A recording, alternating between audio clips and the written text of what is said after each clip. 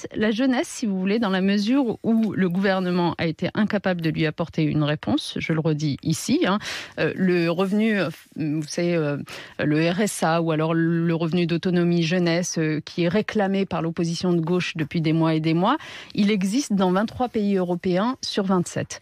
Le nôtre fait figure d'exception. Pourquoi est-ce qu'on n'apporte pas cette réponse ? Je l'ignore, par idéologie de la part du président actuel. Eh bien, dans ma région, nous ferons en sorte de pallier à cette insuffisance. Donc, nous allons traiter la jeunesse avec toute l'attention qu'elle mérite, c'est-à-dire à la fois lui donner les conditions de sa liberté. Concrètement, ça veut dire un revenu solidarité jeunesse à l'échelle de la région.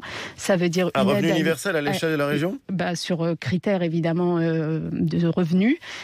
Une aide à l'alimentation pour les plus précaires d'entre eux et notamment avec des produits de qualité de nos terroirs. Un accès à la santé, un accès au logement en reconstruisant des logements universitaires ou pour les apprentis dont la région s'était complètement désinvestie ces dernières années. Donc ça, c'est les moyens de sa liberté, c'est lui permettre tout simplement d'accéder au bien-être. Et puis ensuite, les moyens de son émancipation à cette jeunesse.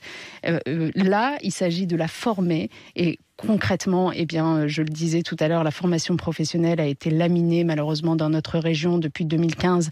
Nous allons en reconstruire. Ça fait partie des prérogatives des régions. Ça fait partie des prérogatives des régions. Et dans cette région, on a eu moins de 100 000 entrées en formation professionnelle depuis 2015. Moi, j'en ouvrirai 500 000. Je multiplierai par 5 l'accès à la formation professionnelle qualifiante. Pourquoi ? Parce que ma priorité, c'est que les jeunes aient un emploi. Or, on sait qu'avec une formation professionnelle qualifiante, les jeunes ont 80% de chances d'accéder à un CDI. Et donc, c'est un crime que d'avoir désinvesti ces formations professionnelles ces dernières années. Mais l'émancipation, enfin, c'est pas simplement la formation, c'est aussi la capacité à être mobile, à se déplacer, par exemple. Même chose, il faut des tarifications sociales dans les transports collectifs. Je ne sais pas pourquoi, depuis 2015, on a mis fin aux tarifications sociales qui existaient. Donc, le prix des billets TER, par exemple, a été augmenté de 2,5 fois, y compris pour les plus précaires. Donc, moi, je remettrai pour les moins de 25 ans, les plus précaires, la gratuité des transports collectifs assurés par la région.